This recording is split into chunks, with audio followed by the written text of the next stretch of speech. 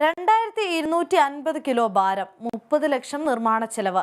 ഗുരുവായൂർ ക്ഷേത്രത്തിൽ നിവേദ്യ പാൽപായസം തയ്യാറാക്കാനുള്ള ഭീമൻ വാർപ്പെത്തി. 1500 ലിറ്റർ പാൽപായസം തയ്യാറാക്കാൻ കഴിയുന്ന കൂറ്റൻ 4 കാതൻ ഓട്ടുവാർപ്പാണ് ക്ഷേത്രത്തിൽ എത്തിച്ചത്.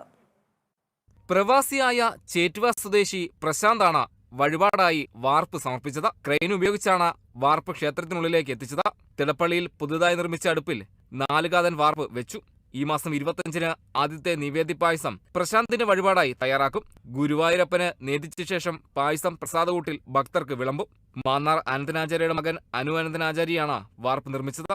2.25 ടൺ ഭാരമുള്ള വാർപ്പിന്റെ നിർമ്മാണ ചെലവ് 30 ലക്ഷം രൂപയാണ്.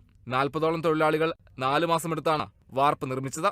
Devaswom chairman doctor V K Vijayan, ക്ഷേത്രം തന്ത്രിയും ഭരണസമിതി അംഗവുമായ Brahmashri PC Dineshan Namboothiripad, Brahmashri Mallissery Parameswaran Namboothiripad, administrator KP Vinayan എന്നിവർ സന്നിഹിതരായിരുന്നു. Kerala vision news, Thrissur.